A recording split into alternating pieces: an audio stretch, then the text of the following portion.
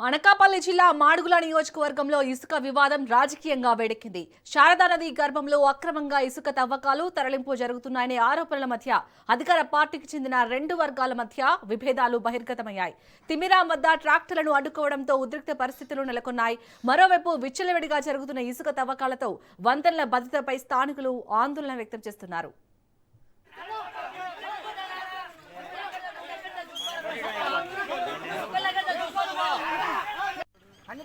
ముచ్చాలనేసి వెంకటాపురం ముచ్చాలనేసి ఆయన కొనుక్కున్నాడండి. మా సర్పంచ్ గారు ఉన్నారు కదా, రెడ్డి ఉన్నారన్న 19 లక్షలు అన్నాడు ఆయనకి. ఆయన చెప్తాడు. అనకాపల్లి జిల్లా దేవరపల్లి మండలం శారదా నది పరివాహక ప్రాంతంలో ఇసుక తవ్వకాల వ్యవహారం తీవ్ర చర్చనీయాంశంగా మారింది. మాడుగుల నియోజకవర్గ పరిధిలోని తిమిరాం వద్ద ఇసుక తరలింపు విషయంలో అధికార పార్టీకి చెందిన రెండు వర్గాల మధ్య విభేదాలు తలెత్తాయి.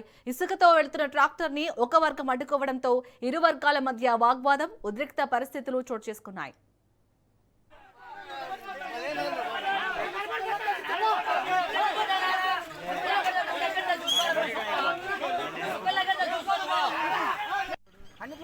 ముచ్చాలనేసి వెంకటాపురం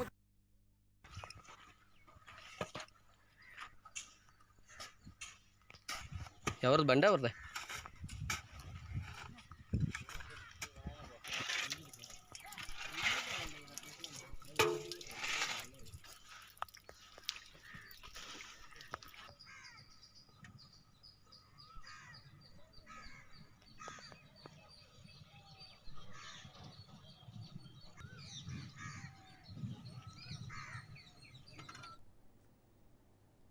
తిమ్మిరాం మాత్రమే కాకుండా దేవరపల్లి మండలంలోని తెలుగుపూడి, కలిగొట్ల, వ్యాచలం, తామరబ్బ గ్రామాల పరిధిలో కూడా శారదా నది నుంచి భారీ ఎత్తున ఇసుక తరలింపు జరుగుతుందని గ్రామస్తులు చెబుతున్నారు.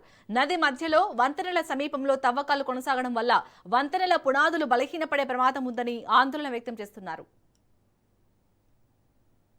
దేవరాపల్లి మండల కేంద్రంలోని అక్రమ ఇసుక దందా అటువంటిది విచ్చలవిడిగా జరుగుతూ ఉంది. దీన్ని అరికట్టాలని చెప్పేసి అనేక సార్లు అనేక ప్రజానీకం గాని ఘోషించి చెప్పినా గానీ ఈ ప్రభుత్వం గాని అధికారులకు గాని ఈరోజు పట్టి పట్టినట్టు వ్యవహరిస్తున్నారు. అధికారుల యొక్క అసమర్థత వలన ఈరోజు పూర్తిగా విచ్చలవిడిగా ఈరోజు అక్రమ ఇసుక రీచులు అటువంటివి ఏర్పడి చేయడం జరుగుతూ ఉంది. ఇక్కడ తామరబ్బ, తెనుగుపూడి, వెంకటరాజపురం, తిమిరాము, వేచలం, కలిగుట్ల ఈ గ్రామాలన్నీ కూడా బోలికింతాడ వరకు శారదా నదిలోనే అక్రమంగా ఇసుకంటువంటిది తవ్వుకుపోతా ఉన్నారు. ప్రధానంగా బ్రిడ్జీలు ఉన్న బ్రిడ్జీల కిందన కూడా ఇసుక తవ్వేసి ఈరోజు బ్రిడ్జీలు కూలిపోవడానికి ఈరోజు కారణం అటువంటిది ఈరోజు జరుగుతూ ఉంది. ఇసుక ఉచిత ఇసుక అటువంటిది చెప్పారు. ఉచిత ఇసుక అటువంటిది ఈరోజు గ్రామాల్లో తీసుకెళ్ళి వాడుకోవచ్చు అని చెప్పారు. కానీ ఈరోజు ఆ విధంగా కాకుండా ఇసుక అనేటువంటిది వేలం పాటలు వేశారు. తిరుగుబూడి 35 లక్షల రూపాయలకి వేసామని చెప్పేసి, తివరాం ఒక 20 లక్షలకి వేసామని, కలిగొట్లు 25 లక్షలకి వేసామని, బోలికింతాడ ఒక 20 లక్షలకి వేసామని, తామరాపు సంబంధించి 15 లక్షలకు ఆక్షన్లు వేసామని. అంటే ఈ ఇసుక వేసినటువంటి డబ్బు ఎక్కడికి పోతుంది? అధికారులకు వెళ్తుందా, లేకపోతే ఆ గ్రామ సర్పంచులకు వెళ్తుందా, లేకపోతే నాయకులకు వెళ్తుందా అనేటువంటిది స్పష్టంగా ఈరోజు తెలియవలసి ఉంది. కూటమి ప్రభుత్వం వచ్చిన తర్వాత ఇసుక పాలసీలో మార్పులు చేశారు. ఇది ఉచిత ఇసుక అనేటువంటిది సక్రమంగా లేదు.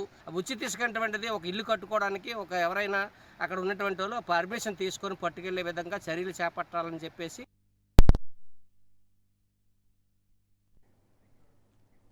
సమాచారం అందుకున్న పోలీసులు వెంటనే సంఘటనా స్థలానికి చేరుకొని ఇరు వర్గాలతో మాట్లాడి పరిస్థితిని అదుపులోకి తీసుకొచ్చారు.